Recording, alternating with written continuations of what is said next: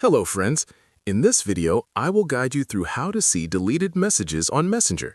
First, check your archives by opening Messenger and tapping on the menu at the bottom right. Then tap on Archive and review the list to see if your deleted or hidden chats are visible. If you still can't find your messages, go to facebook.com or your Facebook app.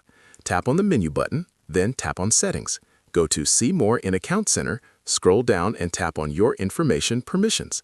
Then tap on Export Your Information. Wait for it to load.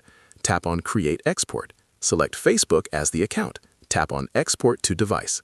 Select who to notify and the date range.